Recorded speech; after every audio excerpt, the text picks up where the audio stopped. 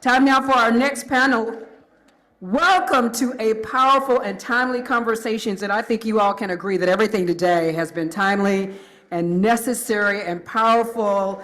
This is the same. We're talking about the power of prevention, Black women against HIV. You know that Black women continue to be disproportionately impacted by HIV, yet they remain at the forefront of advocacy, treatment, and prevention efforts. Today, we bring together experts, healthcare professionals, and community advocates to discuss the state of HIV among Black women, to explore medical advancements, and address the challenges of stigma and access to care. And we want to thank our gold sponsor for this session, Gilead. Please join me in welcoming Grizel R. Howard, the board chair of the Black AIDS Institute, who will introduce the panelists for this session. Make some noise, everybody. Good afternoon. On behalf of our ancestors, known and unknown, I want you to know the most relevant conversation you'll have today is on HIV. Why, Grizel? As the panelists come up, Gina Daniels, Frida Jones, and not last but not least, Andrea, and in that order. The only virus that is required and a line item in the United States budget, or may I say these yet United States, is HIV. Everything you've heard today is a health issue, but the only health issue required to be in the United States budget is HIV. On behalf of the panelists, I'd first like to start with Freda Jones. Freda Jones is local to Atlanta, and the most important thing you should know about Freda Jones is that she is a strong and solid and elegant HIV advocate. She thrives in HIV. Why? She courageously lives with HIV. 2, we discussed research in the last panel. And we all know about sickle cell, and we have compassion about sickle cell. But do we actually have compassion about HIV and participatory research? Gina? And the nurse practitioner for 30 years, dedicating her life to HIV, not only on the college campus, but in community. And they both use Grady Hospital as the source for their participation in research and their clients. They study unapologetically women's health, reproductive health, and our sexual wellness. Those aren't things we get to talk about often, y'all.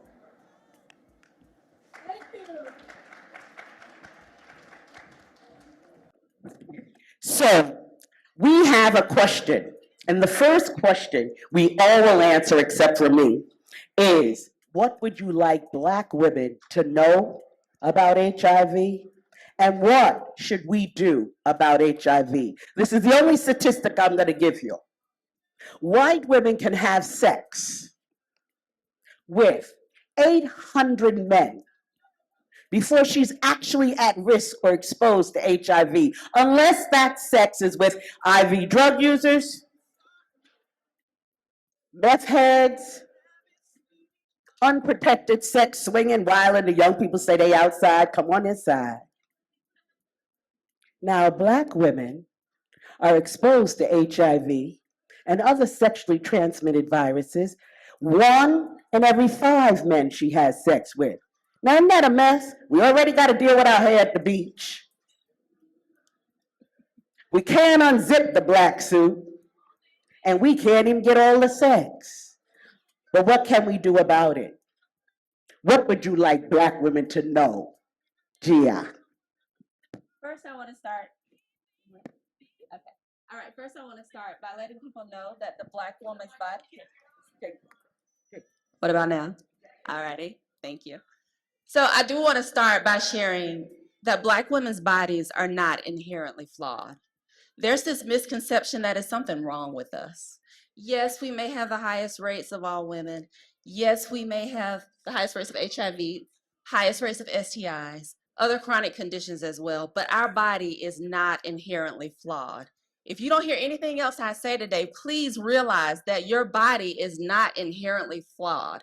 The current administration will have you believe that we're genetically different, that we have different needs. We are human beings, 100% human beings. So that's what I need us to know first.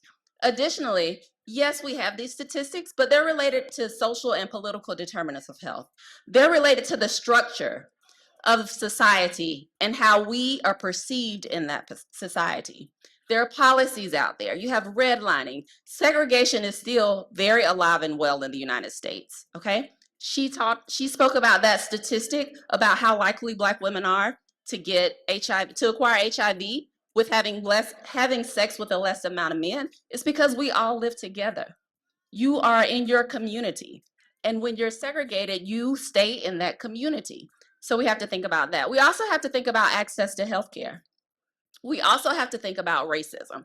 It's not our race. Race is social, not biological. So when you think about racism from a systemic level to an interpersonal level, people have these preconceived notions of who you are and your body, which is why I always tell Black people, and Black women in particular, that we are not inherently flawed, okay? So I would like Black women and Black people in general to be empowered in that knowledge. And if somebody tells you that something is going on with you just because you're Black, ask them why.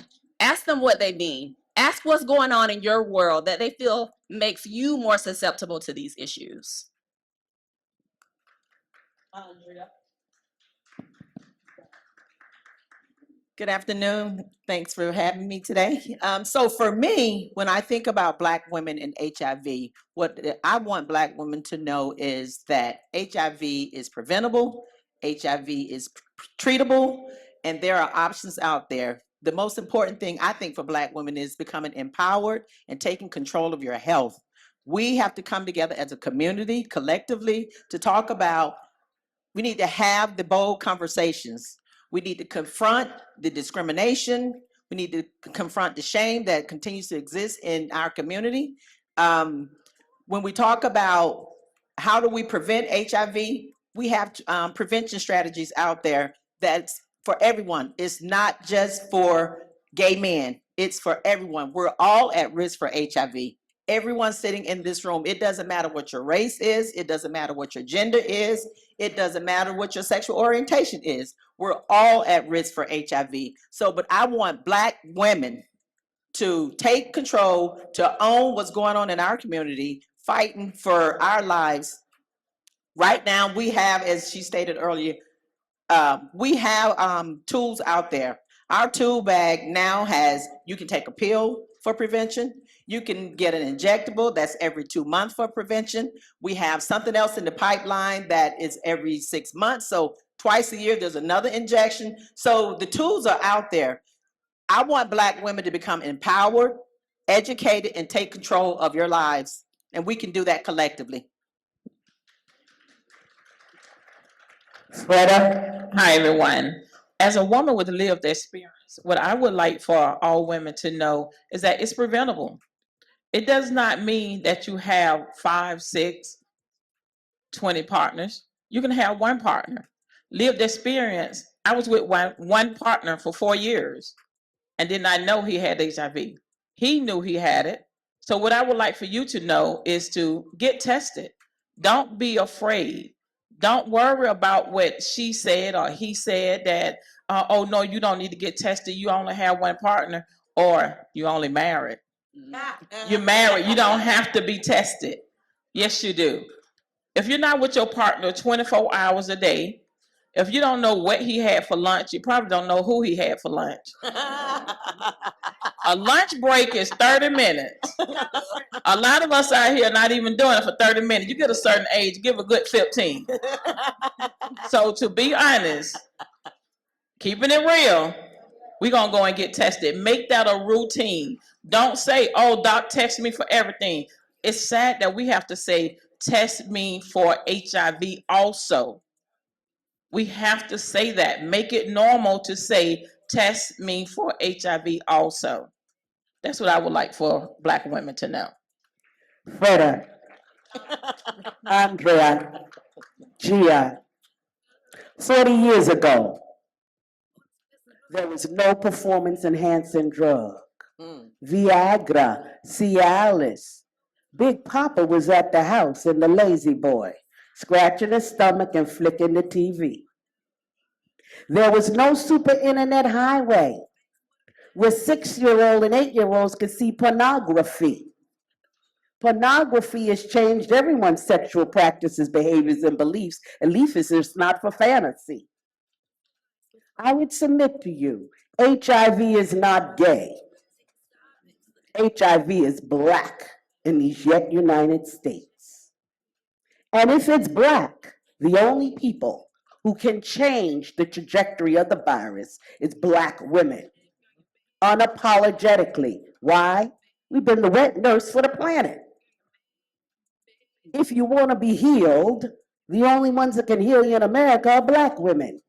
So first, if we know our status on HIV, and we also recognize we're homophobic, but we give life. You can't do both, because the God we serve must love everyone. So on this point, Freda, Jada, Andrea, if you go into a church, stop taking chicken and stop tithing if you have gay children at home and the pastor's homophobic, because God loves everyone. If we do not demand that our churches and our communities stop this, we won't be here, y'all. Second Star Wars movie, you only heard James Earl Jones' voice. There were no black people in the movie. Look at the new movies. You don't see us. Now, in this current situation, we hear all about the clinics in Africa. We had eradicated babies being born in America with HIV. Now we're sitting in Atlanta, LA, New York, Charlotte, North Carolina, and babies are being born with HIV. What does that mean? Our young women are not getting maternal child health. Do you see how this is happening? I started with the money because everybody likes to talk about the money. It's the only line item in the budget, and we're the only people still with the virus. So what does that say? It's not about the biomedical interventions, the PrEP and the PEP. How many did y'all know that there was a drug that if you mess up today, you could go and get a pill tomorrow? If you're HIV negative, how did you know that you can have your status and get it when you want, how you want, as long as you want? It's called PrEP. The first PrEP drug, women couldn't get it. Why? Because none of us were in the clinical trials.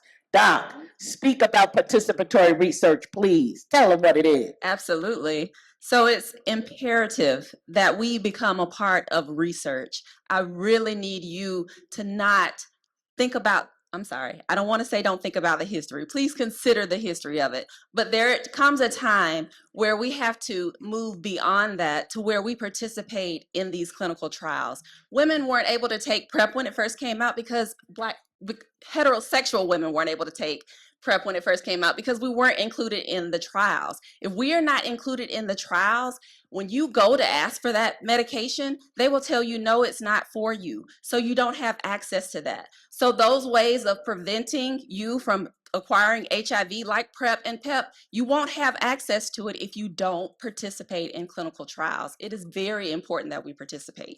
It's also important that we have a voice. So she talked about community-based or community participation in research. It's important that we have a voice. This goes back to participating. You also need to express your voice. You also need to be empowered. Ask a researcher any question you have. They are obligated to share with you. And if you join a research, if you join research and you are no longer interested, you have a right to leave.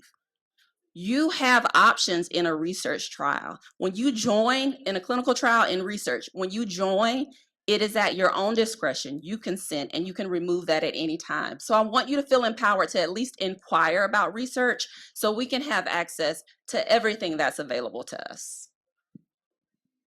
Freda, what would you say for persons who speak about HIV twice a year rather than live so elegantly and boldly? And I'm going to name drop because some of our biggest celebrities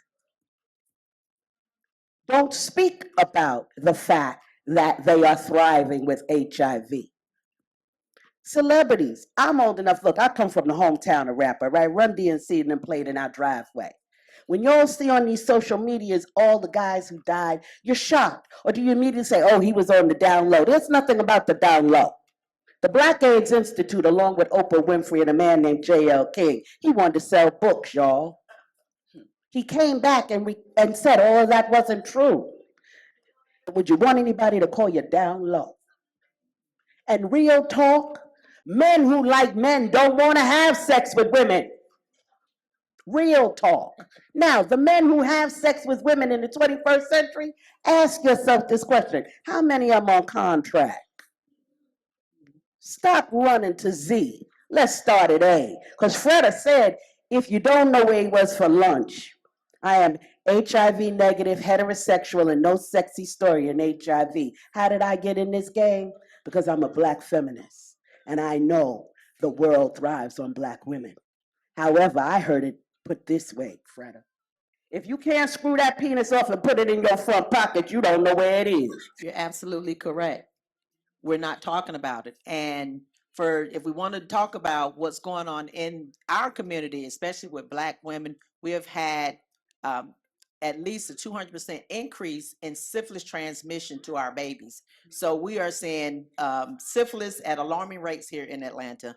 And she's absolutely correct. It's not just HIV. It's all the other sexually transmitted infections that exist out there. You can have whatever kind of sex you want to have. Who you want to have sex with. I don't care if you're having down the street, around the corner, whatever kind of sex you want to have. But you have to protect yourself. You have to think about safer sex practices. And what does that mean? What does safer sex practices mean? Somebody. Exactly. So it's not just about medical interventions for prevention. There are other ways that we as a people can protect ourselves. There are other practices that exist out there, but we're not talking about gonorrhea. We're not talking about syphilis. Right now in their community, there's a large uptake of gay white men that are now taking prevention to prevent chlamydia. Atlanta has some of the highest rates of chlamydia in Georgia. Are we doing it in our community? No, because we're not educated. We're not educated. And that's the whole point of this today, is to empower you to become educated and take control of your sexual health. I consider myself a sexual health provider. You can come to my office and we can have the open conversation. Women, I need for you to have bold conversations with your partners. Ask the bold question. Tell me who you're sleeping with, men, women, both. I ask every person that walk in my office, tell me who you're sleeping with. Oftentimes they look at me, no one has ever asked me that question. Well, you've never seen me before. Who are you sleeping with? Women, we have to take control of our sexual health. You can't be afraid to ask the bold questions.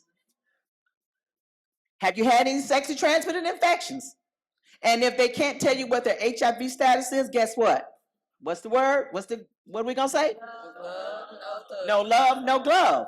So guess what? We can go to the clinic together and get tested. Not he told me he went to the clinic and he got a test. Did you see the results? Did you see the results? No. So it's more than just HIV.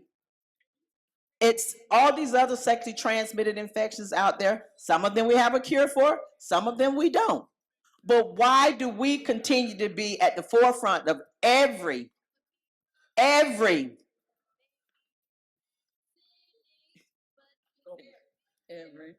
Yeah. Every. To piggyback on Andrea, by show of hands, how many people know that there's an at-home test kit for HIV? That's not enough. Did y'all know that you can go online and order an at-home test kit? You can get those results in 20 minutes. Now here I go again with my mouth. Foreplay. Here we go. How long is foreplay lasting? By the time we finish foreplay, we'll have those results. Y'all carrying these big Gucci bags. Y'all put that test kit in that Gucci bag. Louis Vuitton, Prada, carry the test kit. That does not mean that you are promiscuous. It means you are taking charge of your health. Yes. You are important. You are number one. Shame. is thriving out here due to the lack of knowledge. Encourage yourself, empower yourself to know your health, your status, period. It's okay. It really is self-love. And we had a condensed amount of time, so we collectively decided we would hit you hard. But if we start with truth to yourself, it's about self-love. I love myself so much, so you can love me so much, and then I can love you more. Real talk. That's where we used to be. Even with COVID was very good to us if we seized the opportunity. Why?